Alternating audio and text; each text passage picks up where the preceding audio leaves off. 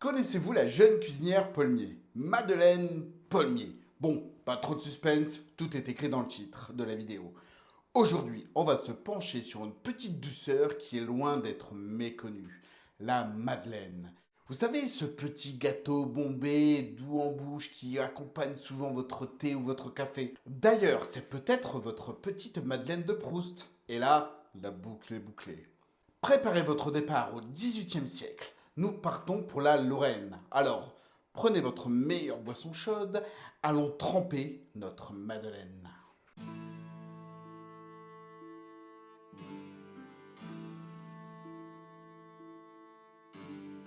On a quand même beaucoup de choses à dire sur la Madeleine, autant sur son nom que sur son histoire. Mais avant de partir sur ce délicieux gâteau, n'hésitez pas à vous abonner et à liker la vidéo. Vous serez génial. Merci tout plat.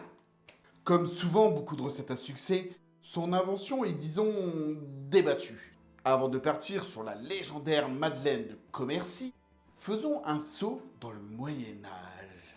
Certains récits parlent d'un petit gâteau en forme de coquille Saint-Jacques. Ces témoignages sont issus de pèlerins de Saint-Jacques de Compostelle. Ces derniers nous racontent qu'une certaine Madeleine offre à ses marcheurs des gâteaux aux œufs moulés dans l'emblème de Compostelle, la coquille Saint-Jacques.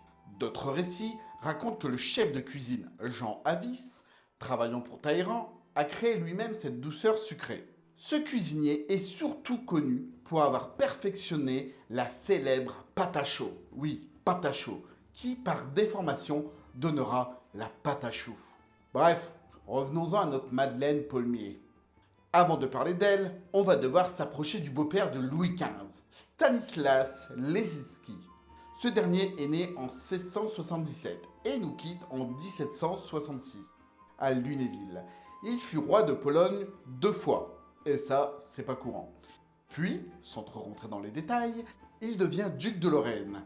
Il construisa alors plusieurs résidences, comme Lunéville ou encore Commercy. Vous voyez, on y arrive, ne vous inquiétez pas. Le château de Commercy est situé dans la Meuse. Il a été construit en 1708 sur les vestiges d'un ancien château médiéval. À la mort de Stanislas, d'ailleurs, la Lorraine est annexée par la France et le château devient aussi la possession de l'État français.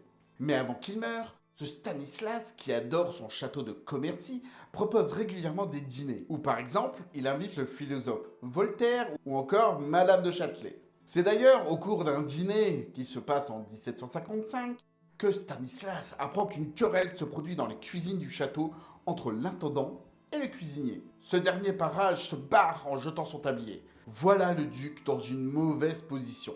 Il ne peut pas proposer un dessert pour ses invités. Et là, c'est le drame. Mais c'est sans compter notre héroïne du jour, Madeleine Paulmier. Cette dernière est la servante de la marquise Perrotin de Beaumont. Elle propose alors un dessert que sa grand-mère faisait. Par dépit, le duc de Lorraine accepte l'idée. Alors, elle s'affaire à préparer le dessert qui va changer sa vie. Enfin, façon de parler. Quand le dessert débarque sur la table de l'ex-roi de Pologne, toute l'assemblée est étonnée et ravie de cette merveille. Stanislas est soulagé et ravi. Il demande donc à voir cette servante et lui demande alors: Comment s'appelle ce chef-d'œuvre? Il n'a pas de nom, sire. C'est ce que l'on fait chez moi, à Commercy, les jours de fête. Et quel est ton nom? Madeleine, monsieur. Eh bien, il s'appellera comme toi, Madeleine de Commercy. La légende était née, et la recette avec. Ni une ni deux, Stanislas envoie à sa fille Marie, épouse de Louis XV et donc reine de France, un colis de Madeleine, direction cour de Versailles. Le succès est immédiat, et le gâteau envahit rapidement Versailles, puis la capitale. Et la Madeleine de Commercy fait toujours fureur, surtout sur les quais de la gare de Commercy. On y voit des vendeuses se balader avec des grands paniers d'osier sur lesquels sont apposées des marques de maison, le tout en criant le plus fort possible: Madeleine, Madeleine! C'était un spectacle très attendu, coloré et surtout bruyant. Mais surtout un métier très dur pour ces dames. Et oui, le développement du réseau ferroviaire permet à notre petite gourmandise de voyager encore plus dans toute la France. Et les voyageurs ne veulent surtout pas oublier leurs petites boîtes vendues dans les gares. Depuis, de grandes familles ont développé aussi leur madeleine, comme celle de Liverdun, qui est tenue par la famille Chanel depuis le XXe siècle, ou encore l'incontournable des goûters, la Madeleine Saint-Michel, qui envahit tous les magasins aujourd'hui encore. Vous pouvez d'ailleurs trouver des tonnes de maisons à Commercy, qui fabriquent ce merveilleux gâteau. Alors, n'hésitez pas à les prendre chez de bons artisans pour en profiter un maximum. D'ailleurs, depuis 2014, la Madeleine est une recette d'appellation contrôlée.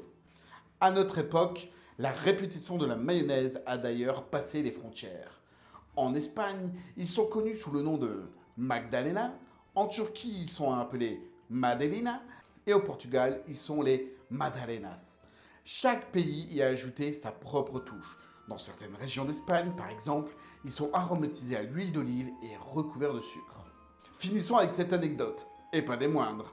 Pendant la Première Guerre mondiale, la Madeleine de Commercy était distribuée aux poilus. Oui, oui, cette petite douceur venue tout droit de la Lorraine apportait un peu de douceur dans ce monde de brut. Et avant de passer à la recette, je voudrais quand même parler de la très célèbre Madeleine de Proust. Alors on est bien d'accord, Marcel Proust n'est pas pâtissier, mais un écrivain français de la fin du 19e, début 20e. Et donc, ma période préférée, l'époque victorienne. Il écrit notamment un roman en 7 tomes appelé À la recherche du temps perdu. Et pas du temple perdu, c'est pas Alan Quatermain. Bref, c'est une réflexion psychologique et sur la mémoire du temps. D'ailleurs, dans le premier tome, du côté de chez Swann, J'irais bien refaire un tour du côté de chez Swann. il parle de la Madeleine.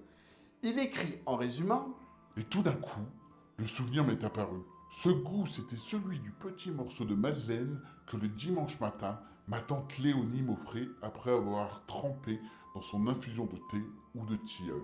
La vue de la petite madeleine ne m'avait rien rappelé avant que je n'y eusse goûté. c'est ce souvenir, cette odeur que vous pouvez croiser comme moi avec celle des cheminées que l'on allume en hiver et qui me rappelle l'arrivée de Noël. Ou cette odeur de pluie après une journée chaude qui rappelle aussi nos jeux d'enfants et nos vacances d'été. Bref, la Madeleine de Proust est une expression pour indiquer un phénomène déclencheur de mémoire, de réminiscence. Et j'en suis sûr, tout le monde en a. D'ailleurs, quelle est la vôtre? Allez, il est temps de faire des madeleines. J'ai trouvé des petits moules en forme de coquille Saint-Jacques. On va tester. Il est d'ailleurs temps de sortir votre fouet. Ça va claquer.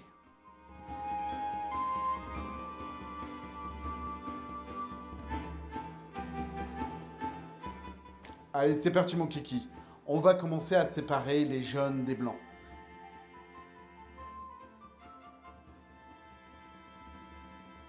Puis dans les jaunes, on va mettre le sucre et on le mélange vigoureusement afin de faire blanchir les œufs.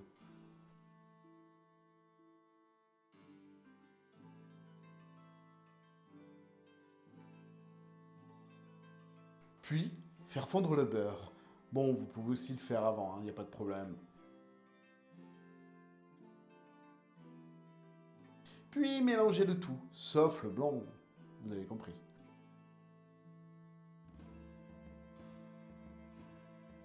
Une fois l'appareil bien homogène, montez les blancs en neige.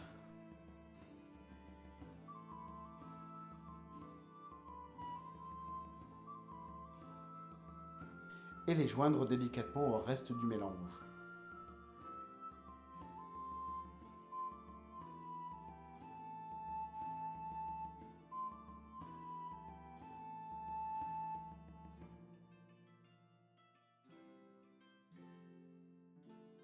Faire reposer la pâte et les moules au froid pendant 1 heure.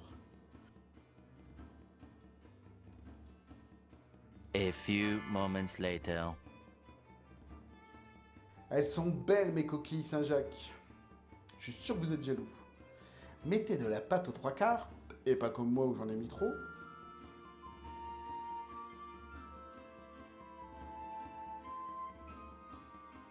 Et allez-y, au four. Pendant ce temps, à Veracruz, Voilà, c'est cuit. Plus qu'à le déguster en faisant trempette dans le chocolat.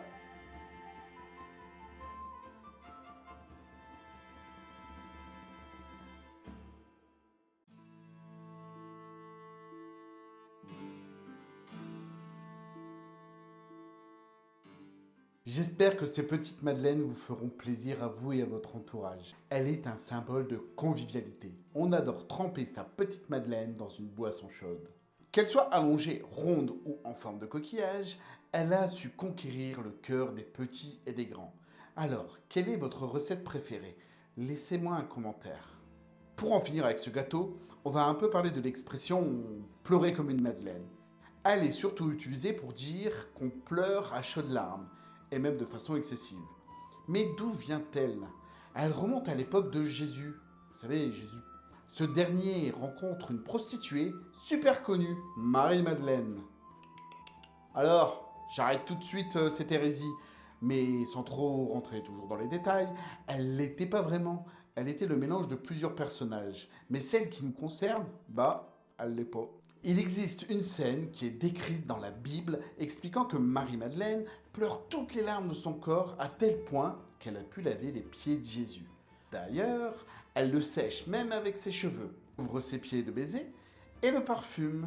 Service all inclusive. Bref, c'est chaud déjà à cette époque. Ce rituel est souvent associé à l'épouse ou aux filles envers leur père et non à une prostituée. Du coup, au XIIIe siècle, faire la madeleine veut surtout dire pleurer pour se faire pardonner. Mais c'est surtout grâce à Honoré de Balzac que cette situation rentre dans le langage courant. Dans son œuvre, La Comédie humaine, il écrit « Il ne revient pas pour dîner et rentra fort tard. Je vous le jure, je restais dans ma chambre à pleurer comme une madeleine au coin de mon feu. » Il utilise d'ailleurs un M majuscule pour bien marquer le nom de Marie-Madeleine et ne pas confondre avec la Madeleine de Proust.